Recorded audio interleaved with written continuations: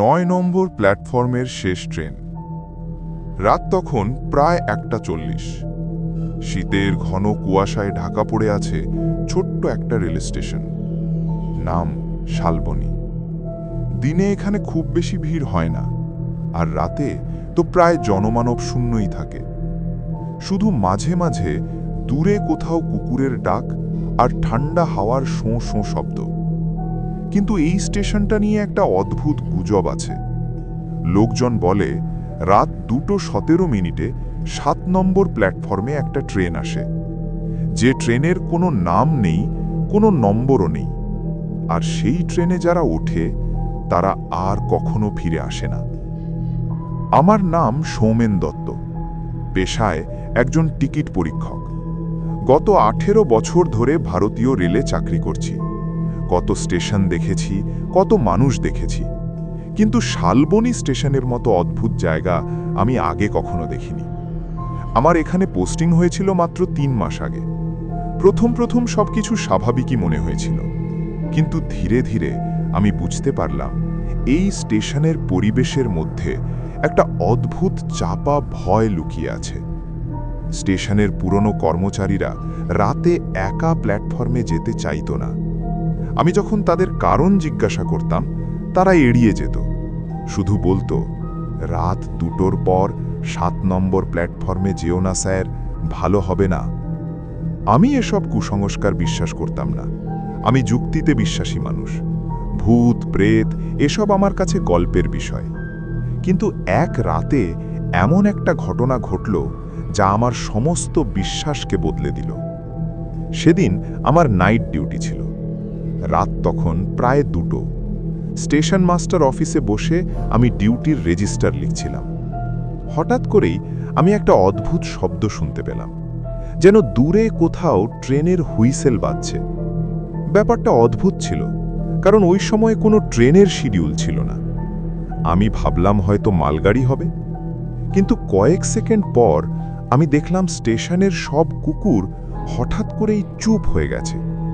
চারপাশে একটা অস্বাভাবিক নীরবতা নেমে এসেছে। আমার কৌতূহল বাড়তে লাগলো। আমি টর্চ নিয়ে অফিস থেকে বেরিয়ে পড়লাম। প্ল্যাটফর্ম 1, 2, 3 সব ফাঁকা। কিন্তু যখন আমি দূরে 7 নম্বর প্ল্যাটফর্মের দিকে তাকালাম, তখন আমার বুকের ভেতরটা কেঁপে উঠল। ঘন কুয়াশার মধ্যে একটা ট্রেন দাঁড়িয়ে আছে। ট্রেনটা ছিল পুরনো দিনের, কালো রঙের বগি, জানালায় লোহার গ্রিল, আর ভেতরে হলুদ ম্লান আলো জ্বলছে। ট্রেনটার গায়ে কোনো নম্বর লেখা নেই, কোনো নামও নেই। ধীরে ধীরে আমি এগিয়ে গেলাম। যতই কাছে যাচ্ছি ততই আমার মনে হচ্ছিল যেন বাতাস ঠান্ডা হয়ে যাচ্ছে। ট্রেনের দরজাগুলো খোলা ছিল, কিন্তু আশ্চর্যের বিষয়, প্ল্যাটফর্মে একজন মানুষও নেই। হঠাৎ করেই আমি একটা মহিলা কণ্ঠস্বর শুনতে পেলাম, টিকিট, টিকিট আছে? আমি চমকে পিছনে তাকালাম। আমার সামনে দাঁড়িয়ে আছে এক মহিলা, সাদা শাড়ি পরা, মুখটা অস্বাভাবিক ফ্যাকাশে, চোখ দুটো গভীর কালো। আমি বললাম, আপনি কোথায় যাবেন? মহিলাটা মৃদু হেসে বলল, আমরা সবাই একই জায়গায় যাই, শেষ স্টেশন। তার কথা শুনে আমার শরীর ঠান্ডা হয়ে গেল। আমি লক্ষ্য করলাম ট্রেনের ভেতরে অনেক মানুষ বসে আছে, কিন্তু তাদের সবাইকে অদ্ভুত লাগছিল। কেউ কথা বলছে না, কেউ নড়ছে না, সবাই যেন আমার দিকেই তাকিয়ে আছে। আমি বুঝতে পারছিলাম কিছু একটা ঠিক নয়। আমি পিছিয়ে আসতে যাচ্ছিলাম, তখনই হঠাৎ করেই ট্রেনের ভেতর থেকে একটা ছোট্ট ছেলে আমাকে হাত নেড়ে ডাকল। ছেলেটার চোখে ছিল এক অদ্ভুত অনুরোধ, যেন সে আমাকে কিছু বলতে চাইছে। আমি না চাইলেও ট্রেনের ভেতরে উঠে পড়লাম। ভেতরে ঢুকতেই আমার মাথাটা ঝিমঝিম করতে লাগলো, যেন কেউ আমার কানের কাছে ফিসফিস করে কিছু বলছে। আমি ধীরে ধীরে সামনে এগিয়ে গেলাম।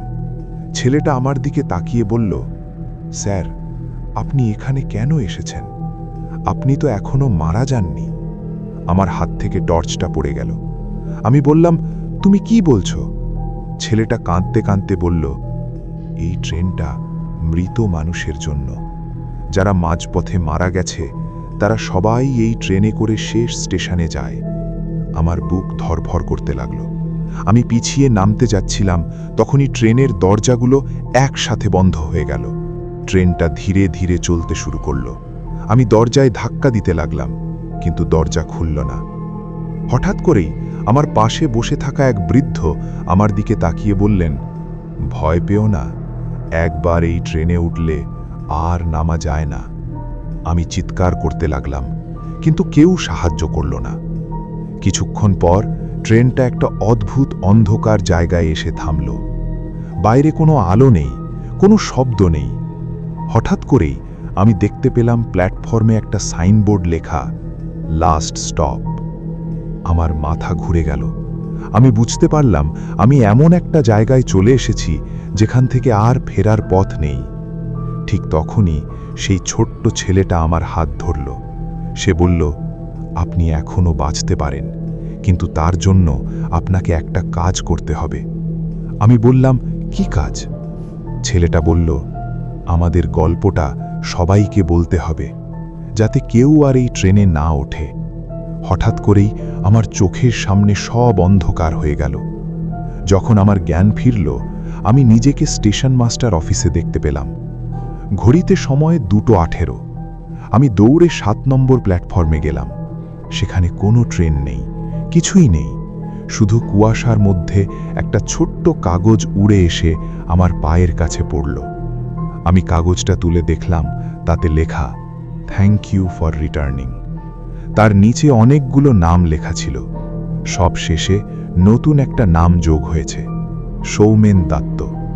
সেই দিন থেকে আমি আর কখনো রাতের ডিউটি করি না, কিন্তু মাঝে মাঝে রাত 2:17 আমার ফোনে একটা অজানা নম্বর থেকে মেসেজ আসে, next journey to night, platform 7।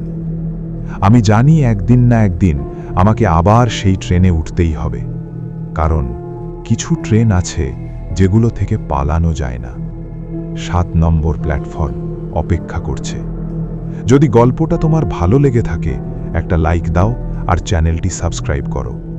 কমেন্টে জানাও তুমি কি কখনো এমন অদ্ভুত কিছু অনুভব করেছো, কারণ সব গল্প কল্পনা নয়, কিছু গল্প সত্যি, আর কিছু ট্রেন একবার উঠলে আর ফেরা যায় না।